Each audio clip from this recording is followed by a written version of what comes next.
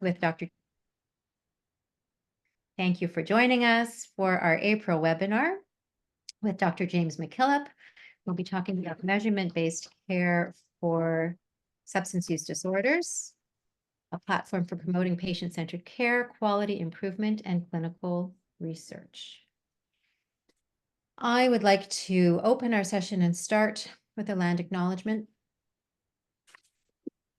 We acknowledge that the lands on which we are hosting this meeting are the traditional territories of many nations. The work of Medify and our partners takes place on traditional territories of the Indigenous nations who have lived on these lands since time immemorial. Medify is located in Toronto on the ancestral homelands of the Huron-Wendat, the Anishinaabeg, the Mississaugas of the Credit, the Haudenosaunee, and the Attawandarons. This is Dish with One Spoon Treaty territory. Medify is committed to reconciliation. We recognize that the many injustices experienced by the Indigenous peoples of what we now call Canada continue to affect their health and well-being. We respect and embrace the rich cultural and traditional practices of the ancestors. And we invite our partners to reflect on the territories where they're situated and to joining us in committing to gaining knowledge, forging a new culturally safe relationship, and contributing to reconciliation.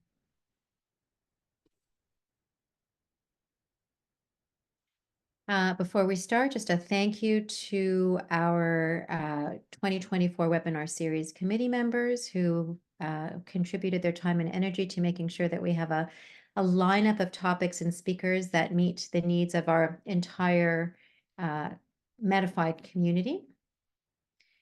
And a reminder that our webinars are the third Wednesday evening of the month. Our next webinar in May will talk about neuronexus, neurodivergence, and substance use health with Megan O'Brien from the East Coast, and that our webinar series are followed up with the dialogue series, which is the second Tuesday or Wednesday of the month. Lori is great about posting those things. And those are typically an opportunity to do sort of a deeper dive conversation into some of the things that we've talked about. So it's my pleasure to introduce James MacKillop, who trained as a clinical psychologist at the State University of New York at Binghamton and Brown University, and was previously a faculty member at Brown's Center for Alcohol and Addiction Studies and at the University of Georgia. He is now a professor of psychiatry and behavioral neurosciences in the Faculty of Health Sciences at McMaster University and director of the Peter Boris Center for Addictions Research at St. Joseph's Healthcare in Hamilton.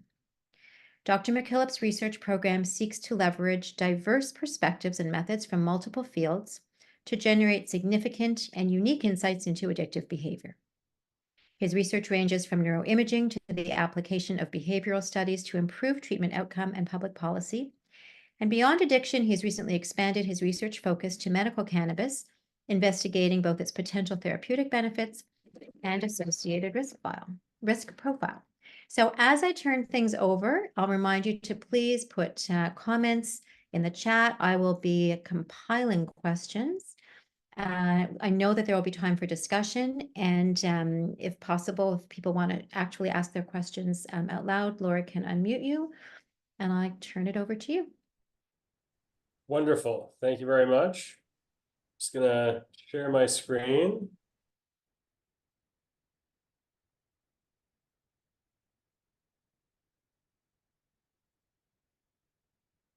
I hope everybody can see that. So it is wonderful to be with you tonight. I'm a great admirer of Medify and especially the resources that it provides. And I am very grateful for the opportunity to tell you a bit about the work we're doing using measurement-based care to treat and understand substance use disorders. Tonight, I am going to be presenting work that is not only led by me, but is also part of a larger collaboration with folks at the Homewood Research Institute at the University of Toronto and the University of Ottawa. And it is funded by the Substance Use and Addiction Program of Health Canada. I do want to, of course, give some disclosures. I do receive unrestricted grant funding from the Canadian Institutes of Health Research, the National Institutes of Health, the International Center for Responsible Gambling, and from Health Canada. The only funding that relates to tonight's presentation is from Health Canada. I have in the past served as a consultant to a pharmaceutical company, Clairvoyant Therapeutics. That has nothing to do with the work I'll present tonight. And I am a principal in a technology transfer company called Beam Diagnostics. Again, that doesn't have any overlap with the work I'll present tonight, but I do want to be forthright about all my disclosures. So there are three objectives. The first thing I want to do is talk about what measurement-based care is and how it can be used to improve patient-centered substance use disorder treatment, basically to better know our patients. The second objective is to go from the 10-foot perspective to the 100-foot perspective to learn about how measurement-based care can be used to improve our service delivery programs. That is to conduct quality improvement and program evaluation and ideally improve health services for individuals with substance use disorders.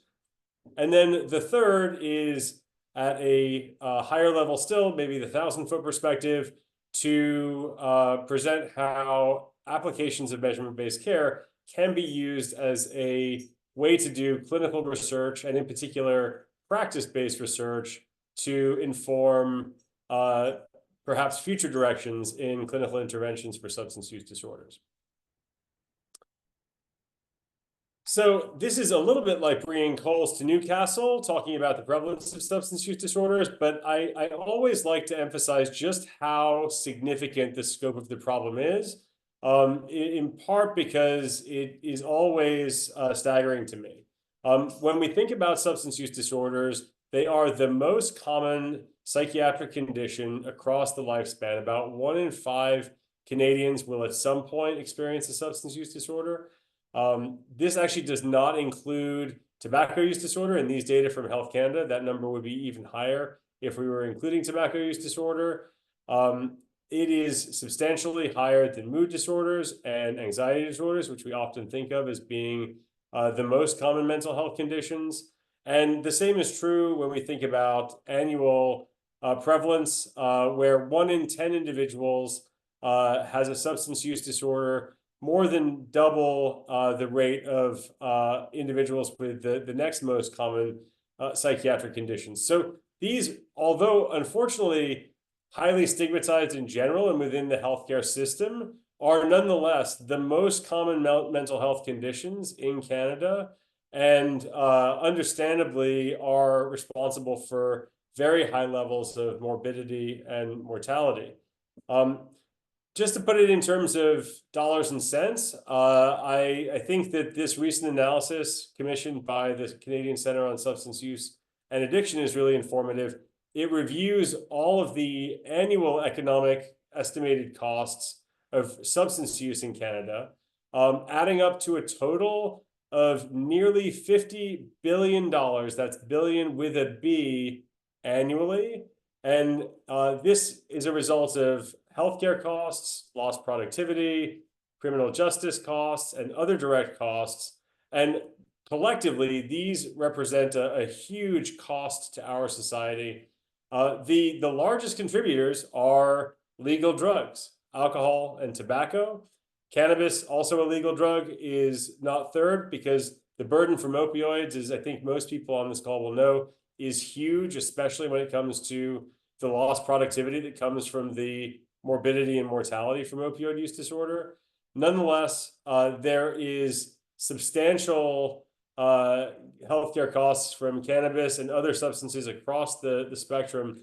And fundamentally, these are just the dollars and cents. What we know is that the human costs of substance use disorders are even far higher to the individual, to their family, to the community. And so these are conditions that are tremendously onerous for our society and unfortunately far too common. The other reality is that we know that substance use disorders frequently do not or commonly co-occur with other psychiatric conditions. And I'm just going to highlight one other condition or one other class of conditions for an example. This is a systematic review and meta-analyses of all the epidemiological surveys from 1990 to 2014, looking at substance use disorders and their overlap with anxiety and mood disorders. And what we see in epidemiological survey after survey is that there are considerably higher rates of anxiety disorders and mood disorders, also psychotic disorders and personality disorders among individuals who have substance use disorders, and likewise, individuals with those other conditions are at a much higher likelihood for having a co-occurring substance use disorder. So really, fundamentally, the rule is comorbidity, not the exception. That's what we certainly see clinically at St. Joseph's Healthcare Hamilton. And what that means is there's a very high need for us to not just identify substance use disorders in clinical practice, but also identify and clarify their co-occurring comorbidities to optimize the care for these often clinically complex presentations. So what I'll be talking about tonight is measurement-based care for substance use disorders, or what we refer to as MBC for SUDs. And this is an approach that is perhaps at first glance disarmingly simple, but quite complicated to implement. And when done, permits remarkable insights into patients and the condition. So what are we talking about when we talk about MBC most briefly? Fundamentally, measurement-based care refers to the systematic use of validated patient-reported outcomes to improve the diagnosis, treatment planning, and clinical outcomes for patients. And there's a couple of key words in this definition I really want to emphasize, because a lot of people will say, well, that's what we already do. How is this different from our routine care? And to start, one of the differences, measurement-based care really focuses on the systematic implementation. So not simply idiographic assessment with lots of different instruments, but a universal strategy such that all patients receive structured assessments so that you have a consistent template of data that are being collected on all individuals. The second key part of this is the validation status. That is that the best practices when it comes to measurement-based care are really to use psychometrically validated measures, often the shortest, most concise available to minimize patient burden, but nonetheless valid measures of patient-reported outcomes that give you essentially clinical grade and research grade data on your patients. The last part of this definition that is really critical is the diagnosis, treatment planning, and clinical outcomes. And what is important here is that these are tools that are not just collected routinely for the sake of monitoring, so much as are directly leveraged to improve the precision of diagnosis, the identification of the best course of treatment, and also to permit clinicians to course correct if treatment is not proceeding according to plan or is not achieving the intended goals. So the idea is it is not simply data for the sake of data, so much as the collection of patient-reported outcomes to directly integrate into understanding the patient's presenting conditions, planning their treatment, and course correcting as necessary. The way I frame measurement-based care is really by situating it within the philosophy of developing learning health systems. And what I mean by a learning health system is really a system of care that also is a system that is used to generate evidence that in turn further informs practice. So the figure you see here is from the Agency for Healthcare Research and Quality in the US. The idea is that the practice of care gives rise to important data that then becomes a source of evidence that feeds back into how care is delivered. Research plays a critical role, to be sure, but it often exists outside of the direct care settings, and it should be part of the evidence that leads to practice, but it should also be complemented by data that are produced from the clinical settings and are essentially a form of practice practice-based evidence. And the idea is that a learning health system can systematically gather and create new evidence, and that in turn can be applied to optimizing care for a given condition.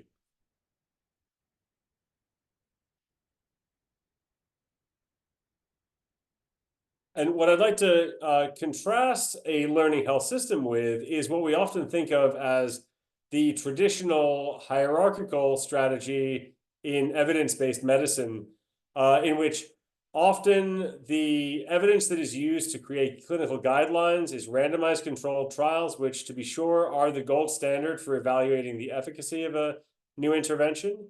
But RCTs often use patient populations that are less complex and more homogeneous than real-world populations.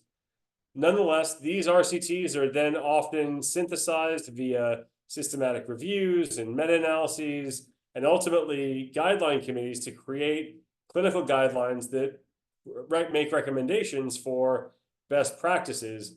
But the flow of knowledge really is going from a highly controlled environment to the more idiosyncratic and complex environment of clinical practice. The idea of a learning health system is that a complementary strategy is to think about generating practice-based evidence, that is, evidence that is created out of real-world clinical data that generates hypotheses for how to improve care, which can be systematically evaluated, sometimes via a randomized controlled trial, sometimes via other methodologies. That's why I don't use RCTs in both locations on this slide. And that information can then in turn become part of clinical guidelines. So the idea is that we need both top-down evidence-based medicine and bottom-up practice-based evidence to optimize the care for individuals with substance use disorders and other mental health conditions. So we've been doing this for a long time at St. Joseph's Healthcare Hamilton. It's really accelerated in the last few years, but the roots of this go back to probably nearly 10 years ago, when we started really trying to embed, at that time, research practices in clinical care. And since then, we've actually sort of inverted the model and focused on how we can embed measurement-based care clinically, and then use that as a platform for doing research also. But we've been able to roll out this system in a number of different services. It's in our concurrent disorders outpatient program. We use measurement-based care most extensively in our female-specific womankind addiction services and our young adult substance use program. And it's also been used for some time in Men's Addiction Services Hamilton, or MASH. With the support of this Health Canada grant, we're really trying to branch out beyond traditional mental addiction clinical services to other areas of the hospital. So right now we're in the process of developing a MBC system for our RAM clinic, which of course is one of our addiction programs, but also we're expanding to the borderline personality disorder service, to seniors mental health, to the Youth Wellness Center in Hamilton. And then in terms of the lung harms that come from tobacco use and cannabis use, we're also expanding into the Firestone Institute for Respirology in order to address risks from substance use in lung health. So there are many different ways that these applications can look. And what I'm going to do tonight is sort of highlight what different elements of these different applications can entail. One thing I'll emphasize is that measurement-based care is not a one-size-fits-all strategy. It really has to be specific to the setting and very much implemented in consultation with the stakeholders, including both clinicians and patients and leadership. So it looks quite different in different settings. So this is the kind of framework for all of our measurement-based care implementations. And the idea is that at its heart, we use electronic data capture to try to serve three different aims on three different timescales. So we use electronic data capture first to try to improve patient care. And the goal is to do this in nearly real time. So you can see the timescales on the bottom. And the idea is that data are collected from the patient and immediately fed back to the clinician, and in some cases to the patient also, in order to give a rapid data-based perspective of the patient's presenting condition. The same data on a monthly or quarterly timescale are aggregated into reports about the nature of the patients for a given time period. That is the most common presenting conditions, the most common comorbidities, and essentially a readout of what the clinical milieu looked like over a period of time. And increasingly, we're using dashboards in order to give managers a unique perspective on the patient characteristics within their programs. And then on the longest time frame, these same data can be aggregated to be used for clinical research. And that kind of work can be done on a quarterly or on an annual basis. And with Research Ethics Board approval, we can then conduct empirical analyses on the data sets and write peer-reviewed publications on to gain insights into the patients in these different frameworks. So in some ways, the essential goal here is to make the same data point do triple the work. Make a data point work for the patient, work for the program, and work for the population by contributing to clinical research. The kind of secret sauce to this is really what's happening in the cloud behind the electronic data capture, wherein a lot of the programming essentially does the heavy work, the heavy lifting for the system. Historically, there's a long history of having patients fill out questionnaires and give patient-reported outcomes, but there are very high friction aspects of that, including the scoring, the tabulating, the need for additional staff to enter data, and a lot of irrelevance within the assessments that are given. The advantage of using technology in this situation is that we can use branching logic, so patients only get the questions that are relevant to them. They don't use cannabis, they don't get cannabis questions. They don't gamble, they don't get gambling questions. So we can use branching logic to be as efficient as possible. And then we can also use technology to automate the scoring of patient and clinician reports, to automate the scoring of program reports, and ultimately to create the data sets that then can be used by investigators to do clinical research. And now I'm going to show you what that looks like in each of these different use cases. So, excuse me, what does this look like in terms of improving patient care? So, practically speaking, when a patient, for example, enrolls in our young adult substance use program, part of their intake process will involve completing a number of different measures on a laptop on a stand or in an office in our waiting room before even their first intake visit. And what those questionnaires then are used for is to create a patient data sheet that gives the clinician a perspective on that patient. So this is a hypothetical example of what that data sheet would look like. You can see this is for our concurrent disorders young adult substance use program. It's hypothetical data. It's just for illustrative purposes, but what you can see is we collect some demographics. We know the person's gender identity. We know their assigned sex at birth. We know how old they are. We then have a number of validated measures for assessing substance use. We use the audit, the QDIT, and the DUDIT for screening for either alcohol, cannabis, or drug use disorders. And we also use readiness rulers to measure how motivated an individual is to change. So you can see this gives you a sense for a person's alcohol use frequency, whether they screen positive on the audit, what their raw score is, and what the percent of scale maximum is for people who want a more data-oriented perspective. We can see this hypothetical patient was 10 out of 10 for readiness, importance, and confidence. And the same is true in terms of looking at cannabis use and the DUDIT. The DUDIT is also paired with the NIDA modified assist. So these are all the substances that we get a readout on in terms of what a person is using. And then we also have motivation for change for the substance that they identified as the highest priority one.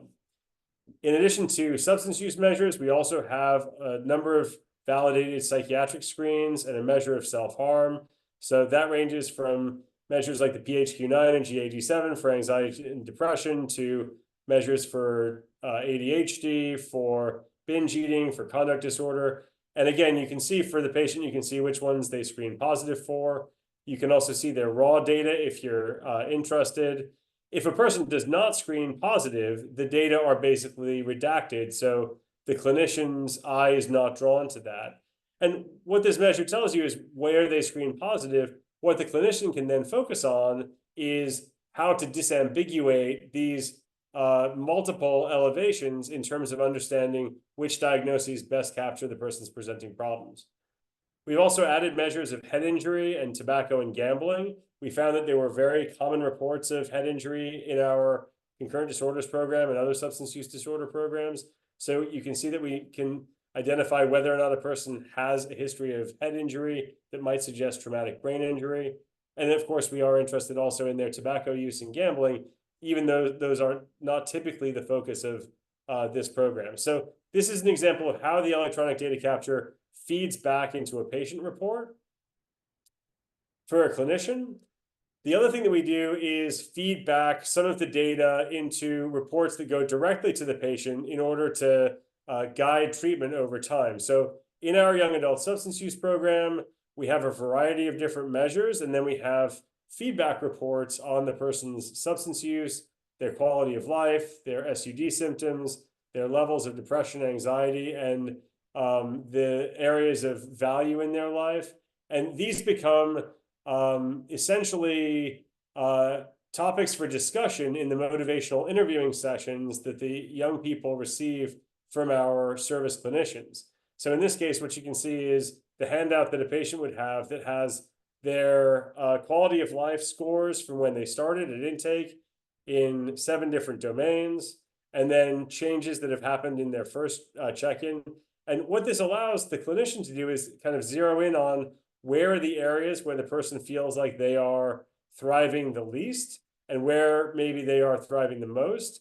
And over time, check in terms of what's going on when people are reporting improvements, for example, in this case, in day-to-day activities or relationships with friends. So the data that come into the system can be used both to improve diagnosis and treatment planning, but then ongoing can be used for resources to aid in psychological interventions for the patient too.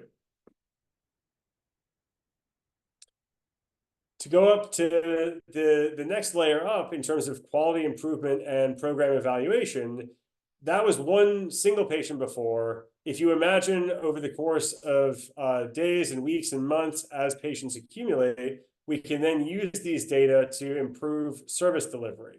And so let me give you an example of what this looks like. This is an example of our Womankind Addiction Services monthly report. This goes back to January 2022. This is for the withdrawal management stream. And essentially, those same domains that I showed you before can be rolled up into a one-page snapshot of what the patients looked like for that month. So in this case, there were 15 new admissions that month to the withdrawal management program. There were 472 patients who had participated in the measurement-based care so far. And it gives us a sense for how high the alcohol severity was, how high the drug use severity was, how high the cannabis use severity was. It tells us the most common mental health conditions that patients screen positive for. This, unfortunately, is not all that uncommon. 100% of the women who were in withdrawal management that month screened positive for a traumatic event and exceeded the cutoff for PTSD on the PCL5. We also saw very high rates of anxiety and depression. Again, this may not necessarily tell us whether or not these are specific independent conditions, because there can be a lot of overlap, but it gives us a sense for just the overall level of concurrent disorders within the substance use program. It tells us about the psychoactive drugs that were being used, the extent to which there was gambling behavior. We find that there often is not a very high rate of gambling disorder in our SUD programs, but that does fluctuate over time. And again, it gives us a snapshot of tobacco use and head injury. And unfortunately, this also is not an atypical month. Here, nearly 3 out of 4 female patients reported a lifetime history of head or neck injury that at least could suggest a history of traumatic brain injury. And unfortunately, what we see when we look at the traumatic events checklist is that this population, and this will come as a surprise to no one, has extremely high rates of physical assault, sexual assault, and domestic violence. So what this report permits us to do is really capture a lot of the characteristics for the patients in order to understand the kinds of patients that we're trying to serve. The last piece of the puzzle here is also being able to keep track of suicidal ideation in terms of thoughts of being better off dead or hurting oneself in some way. And this can also be, depending on the service, leveraged to alert clinicians if need be. We can also use this to look at changes over time. So, for example, we use the measurement-based care system in our young adult substance use program to conduct a quality improvement project that simply evaluated what the outcomes were within that service. So this is a recent publication that came out last year in the Journal of the Canadian Academy of Child and Adolescent Psychiatry. It was a quality improvement project that came from our measurement-based care system. And what we were able to do was really look at how our young people were doing over time over the course of their participation in the program. This program, just to give you some background, is a 12-week program. There's an intake process in which we do extensive assessments, including measurement-based care. And then there are 5 check-in sessions using motivational interviewing. There are consultations with a psychiatric nurse and, in some cases, a psychiatrist. There are many closed and open groups, including an emotional regulation skills group, a cognitive behavioral skills group, a community reinforcement approach, family training group for parents and other loved ones. And so it's a combination of consultations, motivational interviewing, and group-based treatment over a 12-week period with follow-up as necessary after the 12-week period. And what we found was if we looked at the outcomes in terms of where people started and finished the program, on the left-hand side of your screen, you can see the changes in terms of alcohol and cannabis and illicit drug use severity. We found that although certainly not most people in this program do not become terminally abstinent, we do see significant reductions in all of those domains. We also see significant reductions in terms of anxiety and depression using the GAD-7 and the PHQ-9. And in addition to looking at clinical symptoms, we can also look at other outcomes like quality of life. So this is a snapshot of 72 patients in 5 different domains of quality of life from over the course of the check-ins for the program, the motivational interviewing sessions from intake to check-in 3. And what you're seeing here, all of these are statistically significant. They may not seem dramatic increases, but on average, we're seeing that people are going up about 2 points or about 20% over the course of treatment. And that's in diverse areas, including coping, day-to-day activities, relationships, and overall quality of life. So the measurement-based care system provides us with information about who the program is serving and also is able to provide data that quite simply answer the question, is the program helping its patients? And in this case, we see clear evidence that it is associated with decreases in substance use and increases in quality of life and decreases in other comorbid psychiatric symptoms. What about clinical research? Well, so having aggregated the data over time, you saw before in the handout that, for example, at that time for Womankind's withdrawal management stream, we had nearly 500 patients who had completed an assessment. What that means is we can then aggregate these databases to look at different facets of the patients. And we've done this at St. Joseph's Healthcare Hamilton, but also at the Homewood Addiction Medicine Program.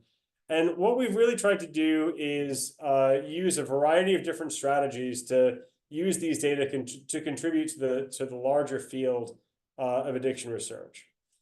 So these are some examples of some of our recent publications. Because it's a measurement-based care system, one of the things that is of paramount importance is the validity of our measures. So for example, this is a validation study that we did on the aggregated drug craving scale, which is a brief 5-item way of measuring a person's overall cravings during treatment. And what we found was that it was functioning very well from a psychometric validity standpoint. Each of the 5 questions, all loaded at very high levels, as we would expect on a latent construct of drug craving. And this latent construct also was significantly associated with the overall substance use disorder severity, the symptom severity for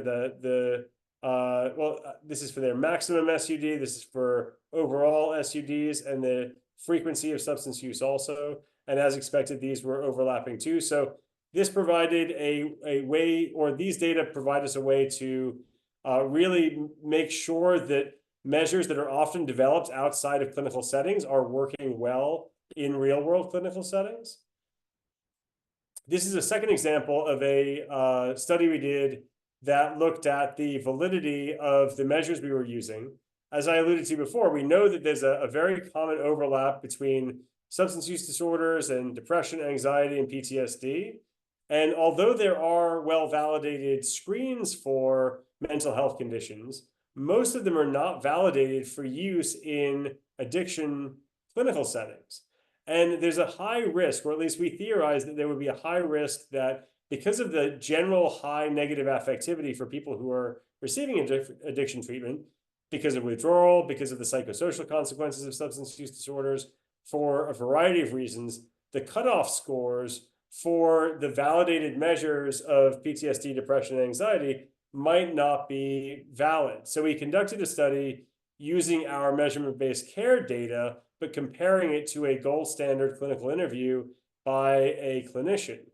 And what we found was that, briefly speaking, looking at these 3 validated measures of psychopathology, as well as self-report measures of substance use disorders, the good news was that in all of these cases, they were significantly able to discriminate between patients with and without the diagnosis by clinical interview. But what we found was that the existing cutoffs over here were indeed, for the mental health conditions, uniformly too low. And the actual cutoffs that optimize sensitivity, specificity, positive predictive value, and negative predictive value were actually notably higher. So for the PHQ-9, not a 10, but a 16. For the PCL-5, not a 31, but a 42. The GAD-7 was actually a bit of an anomaly because the most sensitive value was actually 9, which was somewhat surprising. But in each case, what we found was that that there was a slight difference, or at least a meaningful difference. And even though these measures worked well, they could be optimized by doing analyses within the clinical settings themselves. Another example of the work that we can do in this area is simply documenting the kinds of conditions that we have. So we actually do not systematically, and this is to my great chagrin, we do not systematically incorporate tobacco use disorder treatment into our substance use disorder treatment programs, despite the fact that there's quite good evidence that actually successfully quitting smoking or reducing smoking during treatment is beneficial for folks with other substance use disorders. So one of our initiatives now has been aggregating data across services. This is now on more than 2,000 patients, and just looking at the smoking prevalence and correlates in our different substance use disorder treatment programs. And as you can see, the rates of smoking are extremely high. And this will, again, come probably as a surprise to no one on this call, but when we compare this to the general population, where about 11% of the population are smokers now, what we see is that every program is between 6 and 8 times higher than that. The highest rate is at Men's Addiction Services Hamilton, over 80%. The lowest rate is in the young adult substance use program, still around 65%. And so what this allows us to do is to really document the extremely high and persistent rates of smoking within our substance use disorder treatment populations. The last studies I'm going to tell you about from a clinical research standpoint are studies in which we've used a technique called latent profile analysis to try to essentially phenotype our clinical populations to identify clusters of patients and ultimately improve care paths. So this is not going to be super stats heavy, but just for people who are not familiar with latent profile analysis, it is one of a number of different statistical techniques for identifying unobserved, qualitatively distinct subgroups in heterogeneous data. What that basically means is it is a technique that allows us to identify clusters of people who seem similar to each other in a large heterogeneous, in this case, clinical data set. So what we're trying to do from a kind of conceptual standpoint here is really try to use measurement-based care as a strategy for implementing personalized medicine or precision medicine. And what this strategy really refers to is recognizing that in standard care, we often have a great deal of heterogeneity. There are high rates of comorbidities. There are different ages, obviously different sexes, many different features. And what we can do is use a variety of different assays. That might be assays of the brain, of the bloodstream, of lung, diet, DNA, any number of ways of characterizing individual differences. And what we can then do is better organize patients into more consistent subtypes, and in turn, develop care paths that will best meet the needs of those individuals and their specific characteristics. So the goal really from a personalized medicine standpoint is to move from a one-size-fits-all model to a which size fits best model. And we use measurement-based care as a strategy, specifically our electronic data capture measurement-based care system, as a strategy to try to promote this personalized medicine approach. So what this looks like in practice, these are data from over 1,000 patients at the Homewood Health Addiction Medicine Program. And what we did was, as part of the measurement-based care, we were assessing alcohol use disorder severity, other drug use disorder severity, depression, anxiety, and PTSD. You can see all of these indicators on the x-axis. And we used latent profile analysis to then basically factor analyze these 1,000 people, these more than 1,000 patients, and identify common patterns. And what came out were 4 different common patterns. The first was one that was relatively high in alcohol severity, but was low in all of the other domains. So it was low in PTSD, anxiety, depression, and illicit drug use severity. It's basically uncomplicated alcohol use disorder. The second was one that was high in drug use disorder, but low in alcohol severity and low in depression, anxiety, and PTSD. This was essentially uncomplicated other substance use disorders. It might be cocaine use disorder, opioid use disorder, cannabis use disorder, but it was basically non-alcohol substance use disorder as the predominant presenting condition. The third profile was one that was high in alcohol severity, low in drug use severity, but then high in all of the psychiatric comorbidities, depression, anxiety, and PTSD. And the fourth one was high in drug use severity, low in alcohol severity, and high in each of the psychiatric comorbidities. So these latter 2 profiles essentially reflect kind of classic concurrent disorder profiles. Elevations in multiple forms of psychopathology, probably not 3 different diagnoses. On a person-by-person basis, it's quite likely that there was one that would be better accounting for the others. But basically, individuals with high rates of co-occurring psychopathology who either had high drug use disorder or high alcohol use disorder. And so essentially, the way the clinical program broke down was half of the patients were uncomplicated substance use disorder, and the other half of the patients essentially were presenting with concurrent disorders. We then followed up with additional data from a second 1,000 patients and did a second latent profile analysis. And again, we used the same indicators: alcohol use disorder, drug use disorder, PTSD, anxiety, and depression.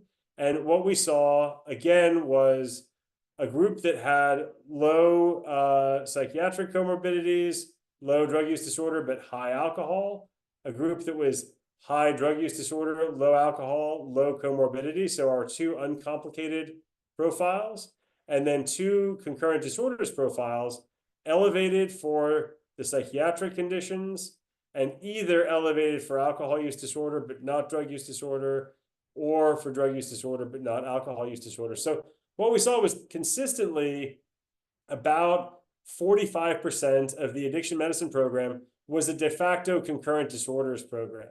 And as a result, now that program has essentially gone through a structural revision in order to create a concurrent disorders program that specifically speaks to the very common presentation of either alcohol or other drug use disorder, plus other psychiatric comorbidities.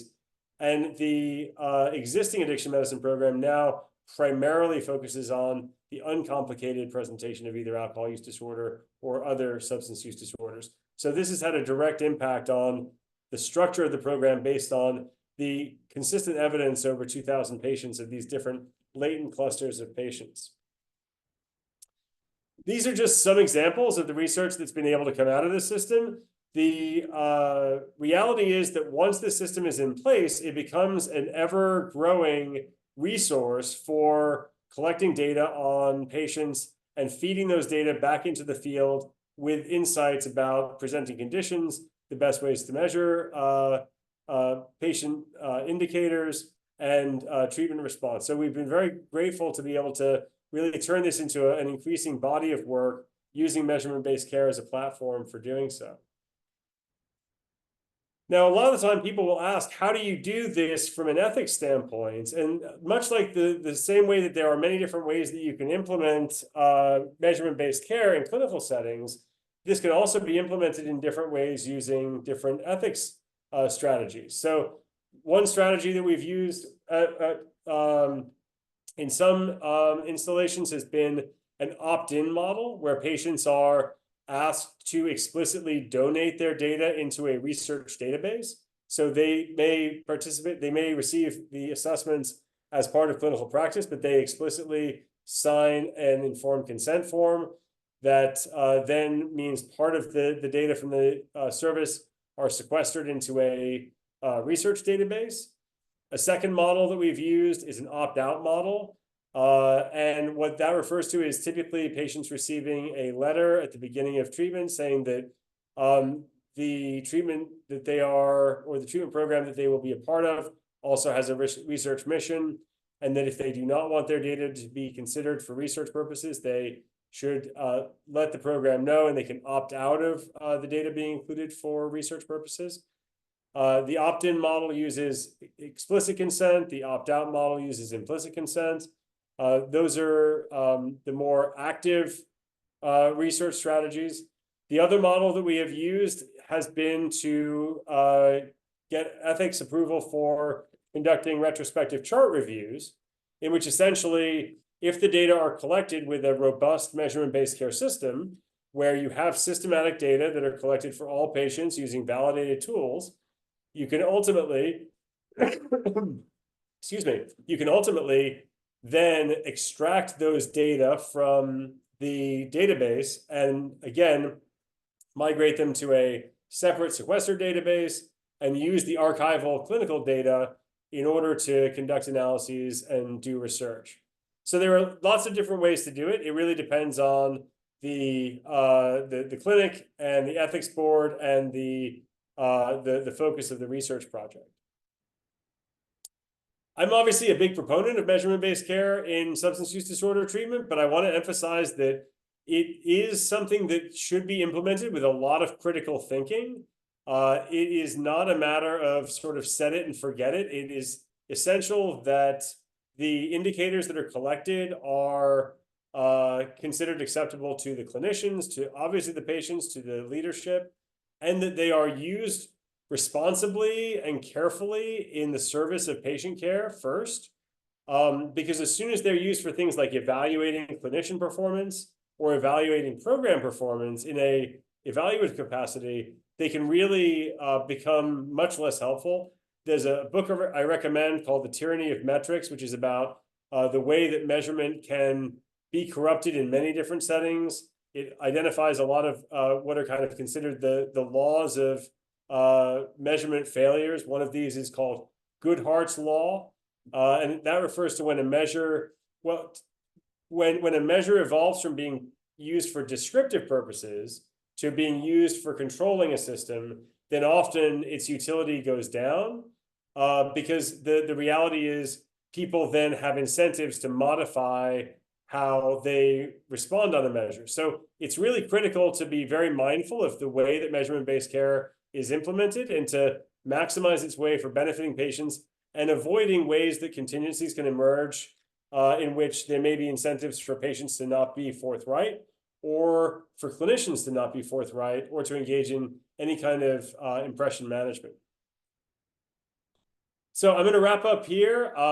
The basic premise again is that MBC for SUD is a powerful framework for improving care, promoting quality improvement, and conducting clinical research. If you're interested in learning more, we have put out a couple of recent review papers, one in Synopsis and one in Current Psychiatry Reports. I'd be happy to share these slides and these publications if people are interested. I'm happy to answer any questions that people might have.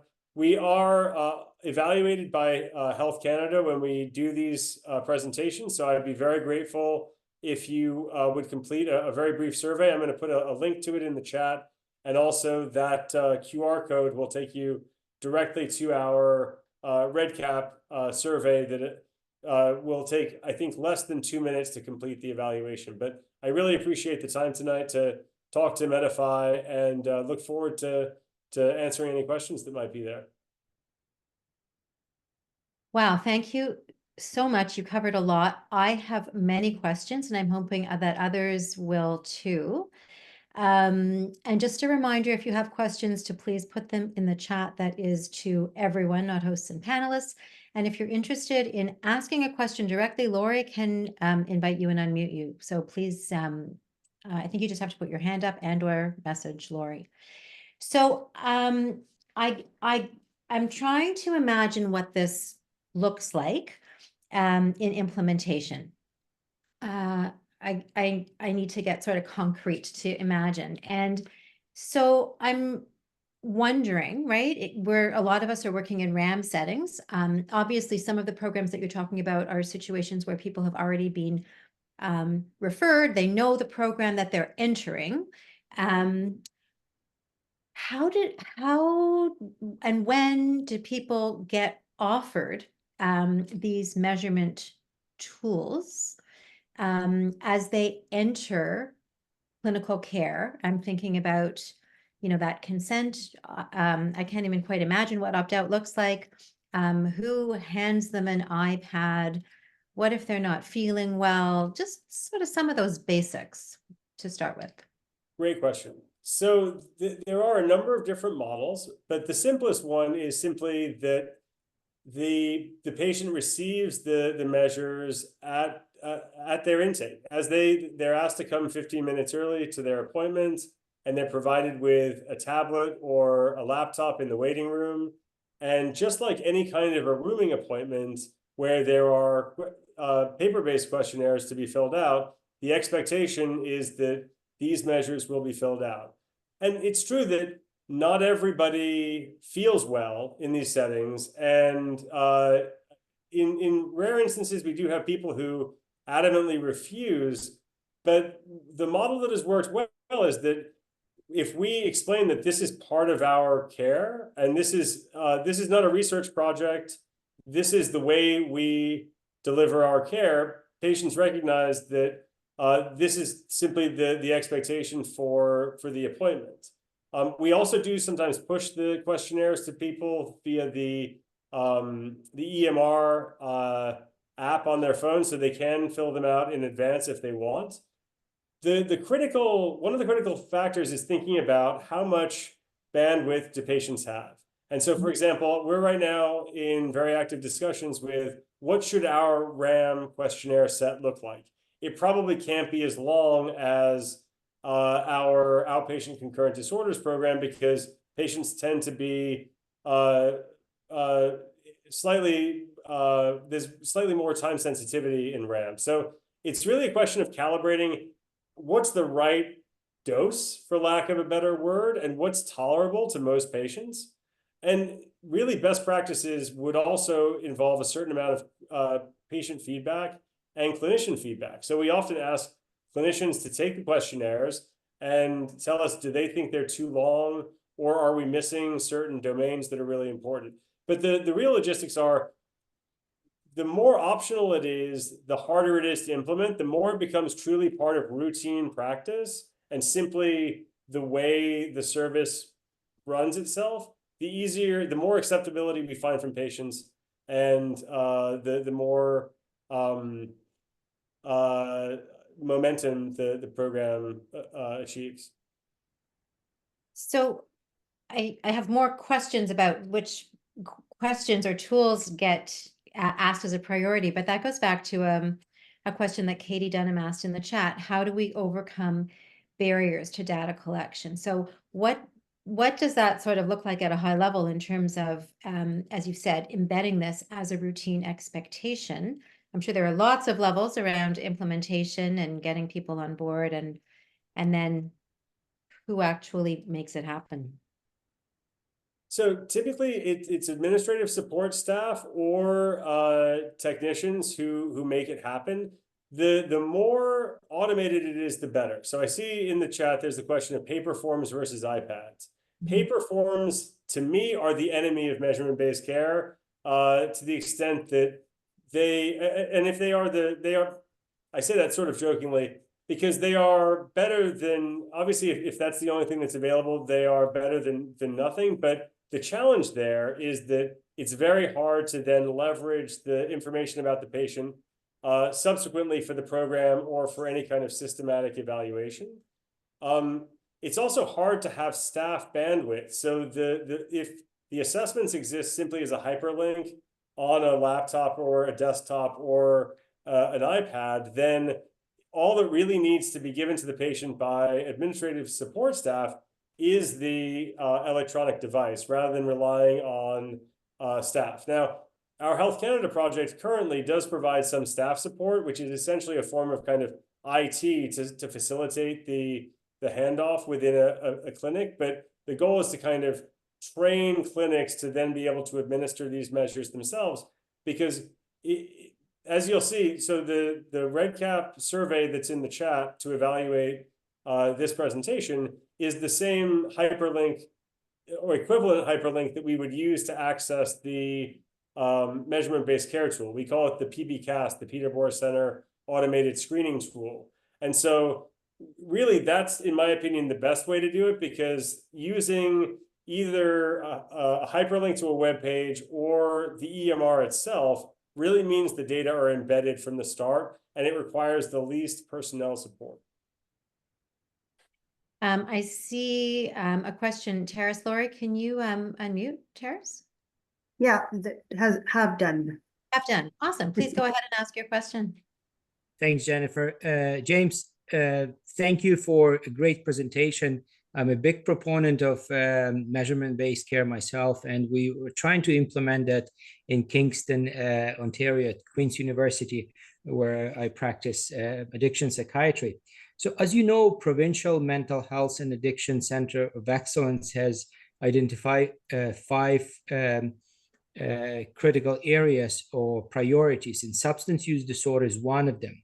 They sort of highlight that this pathway will be created from starting from emergency room, focusing on opioids and alcohol. Can you speak about specific criteria or specific measurements that could be used in evaluating efficacy and utility of those pathways. Well, I think that, you know, the way I would envision a system like this fitting into those pathways is really embedding very brief assessments of alcohol and opioid involvement, for example, within the emergency department, and then being able to evaluate the extent to which you have, being able to evaluate the conversion rate of individuals who are screening positive to then move into a care path that would address alcohol or opioids. I think that we did a number of projects with the Society for Academic Emergency Medicine, and emergency departments are very challenging places to introduce assessments, because obviously there's high complexity, there's high urgency. But if you do routinely ask, even using very brief measures like the audit C, that would allow a better estimate of the extent to which there is identification of alcohol issues, and the extent to which, for example, care paths are implemented for alcohol in the emergency department. Thank you. Yeah, I wasn't even thinking about embedding in or implementing in the emergency department, but you're right. There are a lot of extra complexities there, as we know, in terms of providing supports to people who use substances and implementing changes in care pathways. One of my questions is whether there is a recommended or minimum necessary frequency for repetition of the tools in order for them to really be useful, first for the patient themselves, and then for QI. I'm going to sort of put research to the side for the moment. Fabulous question. So this is a conversation that we are having on an ongoing basis, because one of the things that we're starting to do is roll out more longitudinal assessments. And the question is, how often is useful for high resolution versus how often is burdensome for the patient and feels like and too heavy-handed. And where we've most recently landed in terms of inpatient settings, we will typically try to do admission and discharge and one intervening point. So it depends on how long the admission typically is, but we try to have a midpoint assessment, because if you only have admission and discharge, if you realize the patient's not doing that well at discharge, you know, the window has been lost. But a midpoint allows you, and that's typically either 2 to 3 weeks for the inpatient settings that we're working with, that allows you to course correct. If a person is still reporting very high levels of cravings, very high levels of, for example, depression, symptoms of depression, that allows an opportunity to say, clearly something needs to be done to address some of these issues. So in those settings, more than that may not be, it's possible it could be helpful, but we see that as kind of a minimal assessment within an inpatient setting.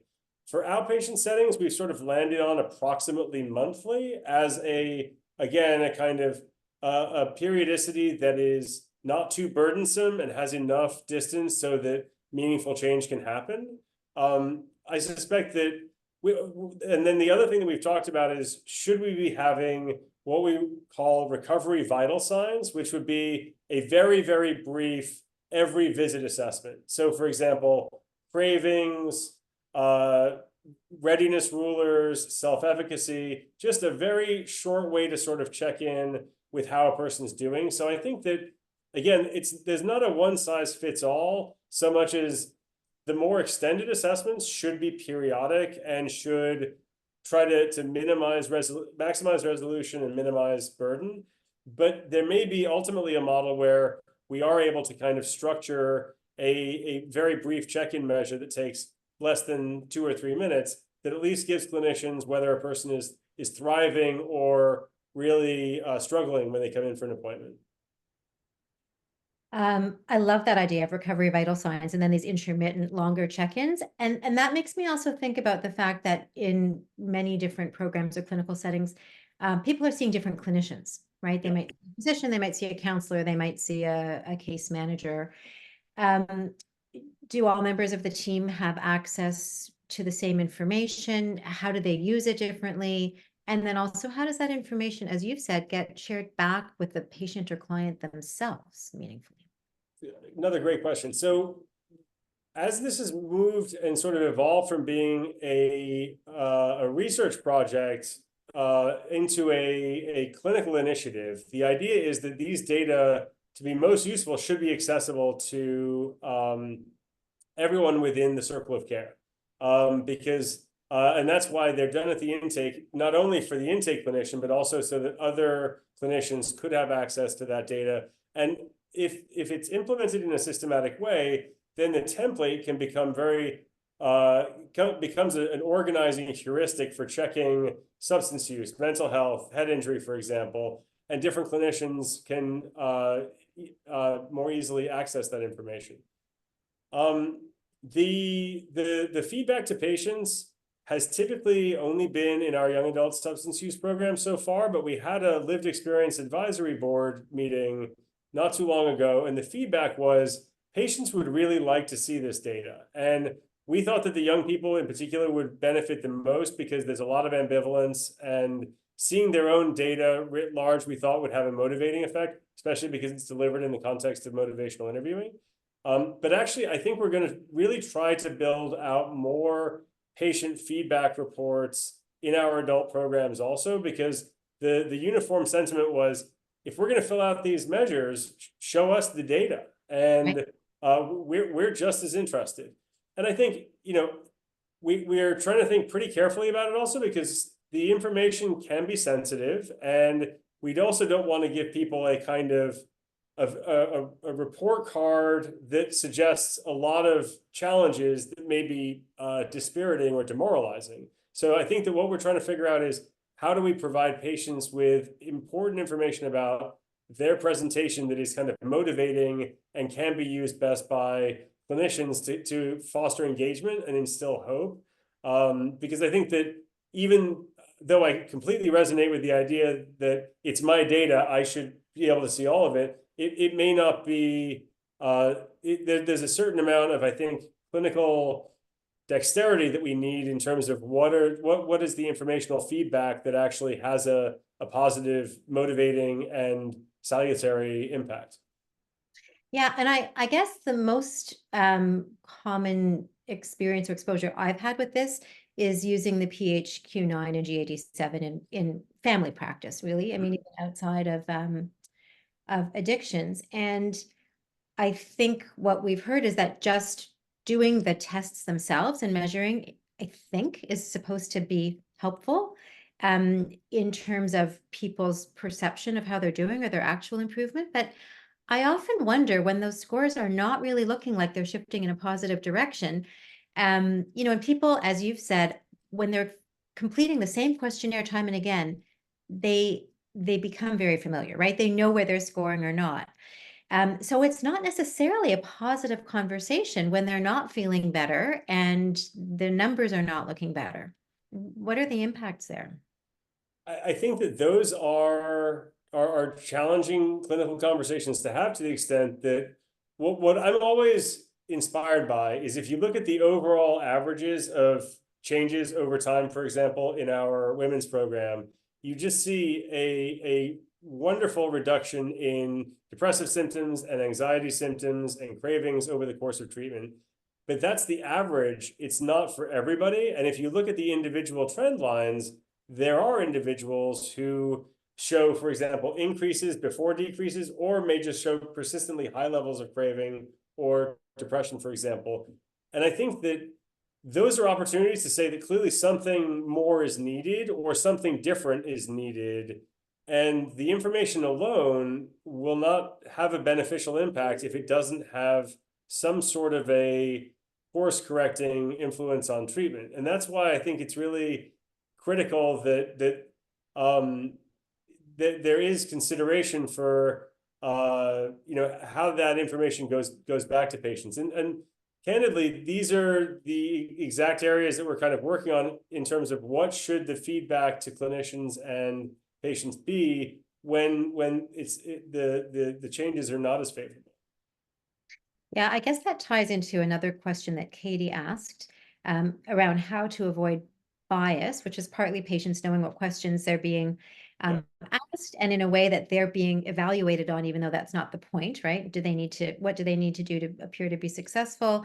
She said patients know our programs need evaluation for funding. So I don't know if you have comments or thoughts on that. I do. I think that it's really critical that we think of measurement-based care as a kind of, it's a tool to use, but it could not be used for things like day passes or in settings where there might be legal implications or consequences for custody, because these are patient-reported outcomes. We shouldn't treat them, even when they become electronic and automated, and they generate very attractive graphics and sophisticated figures and tables. At their heart, they are still patient-reported outcomes. So we have to be mindful that they have those biases, that impression management can be present. And if we aren't aware of the contingencies, we always have a disclaimer at the top of all of our clinician reports that say that specifies these are patient-reported outcomes and should be used for informing diagnostic planning or diagnostic assessment and treatment planning, but should not be ever considered a replacement for. So I don't think that we will be able to eliminate bias from an electronic audit any more than we would from a paper-based audit. If a person wants to engage in impression management, that can happen. I think that when there are not contingencies, in my experience, patients are fairly forthright about how they're doing and appreciate the opportunity to kind of tell us. But there can be situations, again, especially around legal consequences or child custody issues, where we may just conclude that self-reported data are too biased to be valid. And certainly we shouldn't be judging, quote unquote, patient success or clinician success or program success, because that will almost certainly create adverse contingencies. What I have heard is that a lot of program managers are delighted to have black and white data that show changes in patient status over time and demonstrate the positive impacts of the program. But I'm always very cautious or very mindful of the fact that has to be with no untoward influence on our patients in terms of their reports. And we have to be aware that these biases do exist. Mm-hmm. I do appreciate that you've talked about craving scales and that you're not measuring how much someone is using or how often, right? Because so often that becomes the focus, all on the amount and the type of substance use. And we've concluded that, especially in inpatient settings, either patients will not be forthright because they know they're not supposed to be using substances, although we also know that contraband substances get onto the unit all the time, but we don't think that it's a valid measure. And I think that that's a great example of where cravings or symptoms are much more clinically tractable than behaviors which are freighted with much more significant consequences, like being discharged from the program. Yeah, that's really interesting. If a program wanted to start, right? I'm thinking about all of these different tools. How would a group work at deciding which one or two are the most important or the easiest, right? We often talk about low-hanging fruit. What's a way to begin to implement this measurement-based care to get people, work out the kinks and get people on board? So to start, there's the question of what are the right measures, and really that's a question for the clinical staff to talk out themselves in terms of A, what are the domains that are of the greatest interest, and then B, what are the existing validated measures. There's a recent report that's come out from a group called ICOM that recommends outcome evaluations in healthcare. And in a lot of the recent papers that we've done on measurement-based care, we make recommendations around what are the shortest, most valid ways to assess substance use and other mental health conditions. We've also kind of come up with our in-house nucleus of measures, which tend to be, substance use disorders, and then depression and anxiety, sometimes PTSD as the most common comorbidities. But it really should be determined by the service, what are the most important outcomes, and then from existing resources, what are the shortest ways to do it. From a technology standpoint, we started doing this with REDCap, which is a freely available software that we then found was able to be compatible with our electronic medical record. But there are also commercial options, and I don't have any relationship to these companies, but a company called GreenSpace, for example, offers measurement-based care. I think that some of the commercial electronic medical record options offer measurement-based care. And again, I'm not a big proponent of paper-based measures, to the extent that I think that they do prove to be challenging at the kind of quality improvement and research level. But at a, better to start there than to not use this at all. And really, the electronic platform is on top of what were validated as paper-based measures. So I think that that's the path that doesn't require any electronic assistance. I'm thinking if I had to choose one, I'd be really interested in a quality of life measurement. And I'm wondering if there are other validated tools that you've looked at in terms of quality of life and goal setting around recovery, because I think just, by nature of our programs, often we are talking about cravings, withdrawal symptoms, medication management, and losing some of the necessary focus on all of the things other than substance use that make recovery work.